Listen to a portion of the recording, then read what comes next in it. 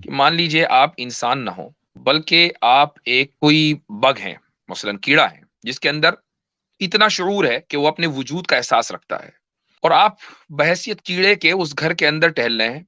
तो मुझे बताइए कि वो जो पंखा ऊपर लगा हुआ है, वो तो आपकी जरूरत पूरी नहीं कर रहा है, लेकिन महज इसलिए कि वो आपकी जरूरत पूरी नहीं कर रहा है या आपकी जरूरत के लिए नहीं बना है, तो क्या अब ये मान लिया जाए कि वो पंखा किसी ने नहीं बनाया है, बल्कि वो खुद ब खुद बन गया? एक चींटी की सतह पर जाकर आप सोचें, क्या ये बात जो आपने कही है, अगर उसको इस मिसाल पे फिट करें, कि वो दुरुस्त हो जाएगी?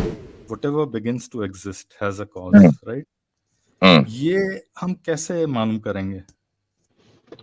ये अच्छा, इस premise को कैसे आप वेरीफाई करेंगे? How would you verify this premise? इसको वाईफाई करने का सिर्फ एक ही तरीका है, और वो ये है कि इसको आप ब्रेक करें इस तरीके से कि कोई ऐसी मिसाल दें कि जिसका एग्जिस्टेंस हुआ हो और बगैर कॉज के हुआ हो। क्योंकि आप ये कह रहे हैं कि हमें आज तक कोई ऐसी मिसाल नहीं मिली कि हम्म। जिसमें कोई चीज बिना कॉज के आई हो, इसलिए हम मान लेते हैं कि कोई भी चीज नहीं हो सकती, राइट? मान लीजिए कि कोई ऐसी चीज है कि जिसका आगाज नहीं हुआ है और हमें पता नहीं है, ठीक है? ये तो आप कहना चाह रहे हैं ना, चूंकि based on argument of induction, कोई ऐसी चीज हो सकती है जो हमें पता ना हो, लेकिन it never begin to exist, right? हाँ, हो सकता है, बिल्कुल हो है सकता ना? है। चलिए ठीक है, हमने मान लिया कि कोई ऐसी चीज है जो हमें नहीं मालूम, हो सकता है कि आगे चलकर हम डिस्कवर करें कि it never begin to exist and it's part of the universe. ठीक, तो अब हम ये मानकर चल रहे हैं कि वो चीज इटर्नल है, राइट? ओके, मैं आपके साथ चल रहा हूँ अच्छा, अभी थोड़ा। ठीक है। अब अगर वो इटर्नल है, चूंकि if it never begin to exist, it mean it always existed, तो वो इटर्नल है। अगर वो इटर्नल है, तो फिर ये देखा जाएगा कि वो अनकॉज्ड कॉज्ड हुआ, वो अनकॉज्ड इफेक्ट है। अगर ऐसा होगा कि कोई चीज जो कायनात का हिस्सा हो और उसका कोई कॉज ना हो, तो इसी को हम इन्फिनिट रिग्रेस फैलेसी कहते हैं। तो क्या इन्फिनिट रिग्रेस फैलेसी लाजिम नहीं आएगी?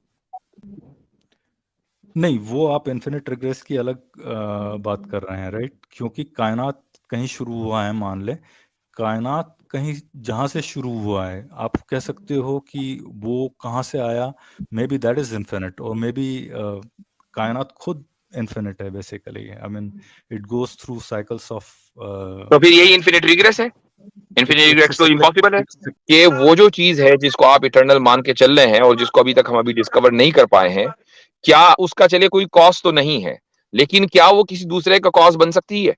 हाँ, क्यों नहीं? अच्छा ठीक है। अच्छा, उसमें शऊर होगा या वो बेशऊर होगी?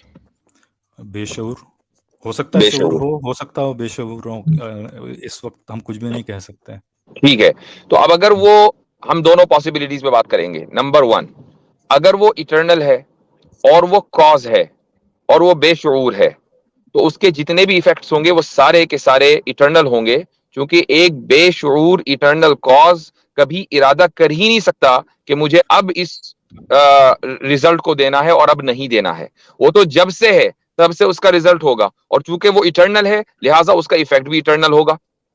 ठीक है, तो और इस तरीके से फिर इटर्नल चीजों की एक सीरीज बन जाएगी। तो एक चीज दुनिया में इटर्नल नहीं होगी, बल्कि हर चीज इटर्नल होगी, जबकि हर चीज इटर्नल नहीं है। ठीक है, ये आपकी पहली पॉसिबिलिटी थी। दूसरी पॉसिबिलिटी कि अगर वो कॉज इटर्नल है और उसका कोई कॉज नहीं है और उसमें शुऊर है, तो भाई उसी को तो हम खुदा बोलते हैं। आप उसको खुदा नहीं कहना चाह रहे, आप ये कह रहे हैं कि वो एक बाशऊर कॉज है। मैं कह सकता हूँ कि हाँ, चलो मान फर्ज कर लीजिए कि दोनों ही पॉसिबल है, ठीक है। मेरे हिसाब से नहीं, दोनों या में तो आप ये या फिट तो नहीं वो, कर सकते। नहीं, या मैं तो बोल ये रहा हूँ या दोनों, तो वो। मैं कह रहा हूँ दोनों की पॉसिबिलिटीज है, मैं कह रहा हूँ ये हाँ मान ले, हाँ हाँ दोनों की पॉसिबिलिटीज है, ये मान ले। हाँ हाँ, और ठीक। मैं ये कह रहा हूँ दोनों में आप अंतर नहीं कर सकते, क्योंकि जो बेशऊर है वो भी अपना इफेक्ट दिखा रही है, और जो शऊर है वो भी अपना इफेक्ट दिखा रहा है। नहीं, तो फर्क है, आपने बिल्कुल फर्क है। जो बेशऊर है, सुनिए, जो बेशऊर है, अगर वो अपना इफेक्ट दिखाएगा तो उसका इफेक्ट इटर्नल होगा, और वो नहीं, इटर्नल भी इटर्नल किसी क्यों ना होगा? किसी का कॉज होगा, फिर वो भी इटर्नल होगा। इस तरीके नहीं, से क्यों इटर्नल इटर्नल कॉज एंड होगा? इफेक्ट्स का एक सिलसिला चलेगा और हर इटर्नल चीज क्यों इटर्नल होगा? होगी। नहीं, क्यों होगा? आप मेरे को ये बताइए ना, इटर्नल क्यों होगा उसका कॉज? मैंने ये कहा कि अगर कॉज इटर्नल होगा तो इफेक्ट भी इटर्नल होगा, और ये उस सूरत में है जबकि कॉज में शुऊर ना हो।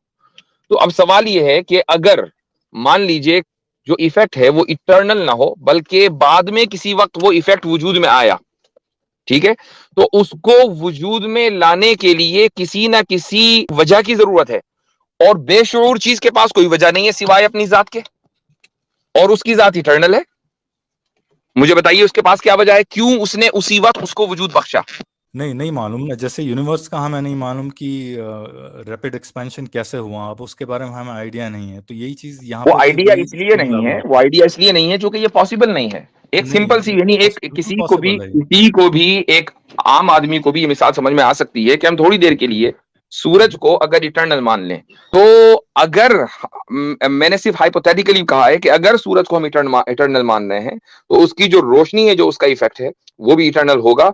अगर वो इटर्नल नहीं है तो फिर हमें ये मानना पड़ेगा कि सूरज जो बेशऊर है, उसने टाइम के किसी मरहले में जाकर ये इरादा किया कि अब मुझे रोशनी देनी चाहिए, तो फिर सूरज बेशऊर नहीं रहा, वो बाशऊर हो गया, जबकि हम सूरज को बेशऊर मान रहे हैं। जी देखिए, मेरा मेरा ये प्रॉब्लम है, आपने ये दुनिया की चीज़ों के एग्जांपल जो हैं, आउट जो हम जिस चीज़ की बात कर रहे हैं उस पे वो मिसालें लागू हो ही नहीं सकती, सीधी सी बात, क्योंकि वो मिसालें, ये जो टाइम बाउंड जो भी चीज़ें हैं वो पेरिश हो जाएंगी कभी ना कभी। जैसे आपने सन का एग्जांपल दिया या सूरज का एग्जांपल दिया, वो अप्लाई करता ही नहीं, वो एनोलॉजी ही गलत है। जो एनोलॉजी मैं आपको एक रफली बता रहा हूँ, आपको एक मैथमेटिक्स आपने पढ़ा होगा, राइट, अपने हाई स्कूल में। तो हम एक कोऑर्डिनेट एक्सेस लेके चलते हैं और उस पर हम कहीं ना कहीं एक रैंडम जगह पे जीरो मान लेते हैं, राइट। अब उस पे अगर एक्स एक्सिस है, वाई एक्सिस है, जो भी है, एक्स एक्सिस पे पॉजिटिव इन्फिनिटी भी है, नेगेटिव इन्फिनिटी भी है, राइट। पर हम हमारा एक कोऑर्डिनेट सिस्टम का ओरिजिन जीरो मान लेते हैं, बिकॉज दैट सर्व्स अस।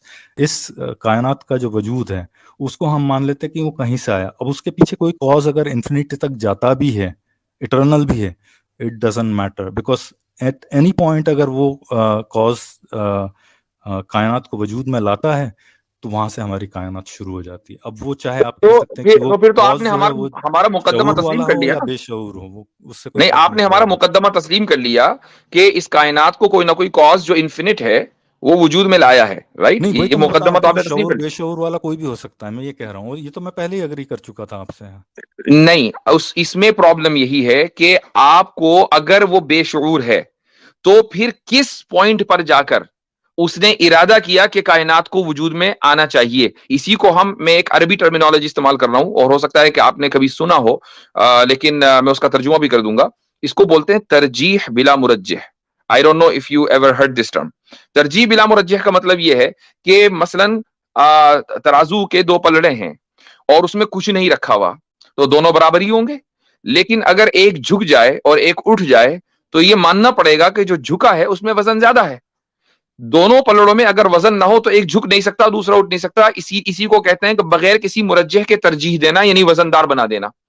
तो अब अगर वो बेशऊर इन्फिनिट कॉज है और वो बगैर किसी इरादे के कायनात को वजूद बख्शे, तो इसी को तो तरजीह बिला मुरज्जह कहते हैं। तो फिर तराजू का पलड़ा भी बगैर वजन के झुकना चाहिए।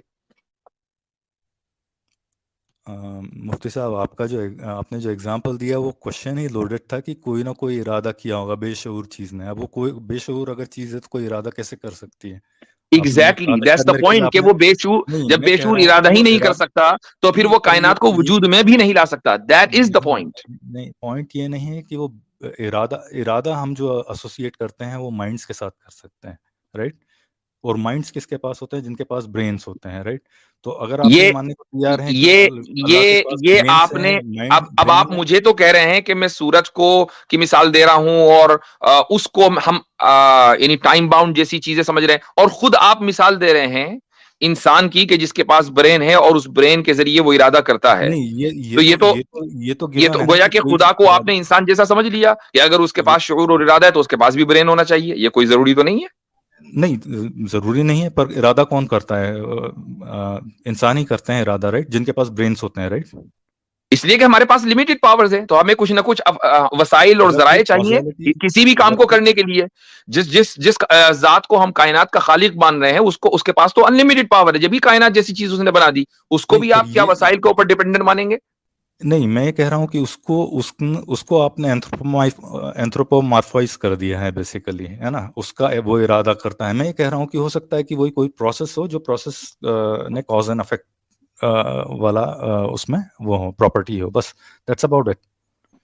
ना इससे ज्यादा ना इससे कम। मेरे ख्याल से इसमें बार बार मैं एक ही बात कहूंगा तो कोई फायदा नहीं है। मेरी तरफ से तो आर्ग्यूमेंट मुकम्मल हो गया है और आपके ऊपर अब ये जिम्मेदारी है कि आप ये साबित करें कि वो कॉज के जो इन्फिनिट है, कि जिसने इस कायनात को वजूद बख्शा है, वो बगैर शूर के भी इस कायनात को शूर वजूद बख्श सकता है और कायनात का फिर इन्फिनिट और इटर्नल होना जरूरी नहीं है। और आपको यह साबित करना पड़ेगा कि बेशूर इटर्नल कॉज का जो इफेक्ट होगा वो उसका इटर्नल होना जरूरी नहीं है। ये आपकी जिम्मेदारी है।